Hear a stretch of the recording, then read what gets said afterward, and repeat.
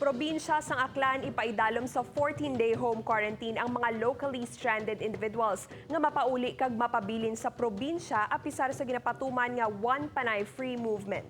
Si John Sala nakatutok.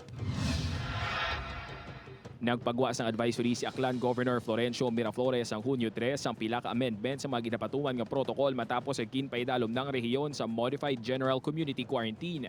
Santo sa guidelines ang mga locally stranded individuals nga magahalin sa mga probinsya sa Western Visayas ang igapaidalom sa gihapon sa 14-day home quarantine apisang naging kasugtana sa mga alkalde kag gobernador sa rehiyon ang One Panay Free Movement. Although in principle may agreement ang mga governors natin sa One Panay, I understand it was not around during their last meeting. But then, ang natin nga gina-require for home quarantine is only ang mga LSI. Apang ginklaro ni Ibareta nga may mga exempted sa mandatory home quarantine. Kalakip na diri ang may mga essential businesses, government employees kag mga residente sa probinsya sa Aklan nga may mga obra sa ibang nga probinsya sang Panay. Essential lang imo trabaho dira.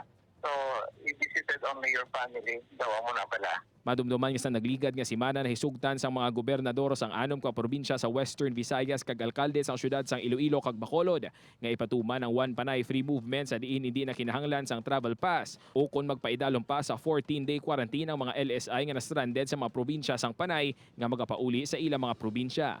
Luyag sa Aklan Provincial Government nga padayon nga mag-aligmat apisar ng MGCQ na kag posible nga pakadto na ang Western Visayas sa new normal. Balita alin sa probinsya sang Aklan, John Sala, One Western Visayas.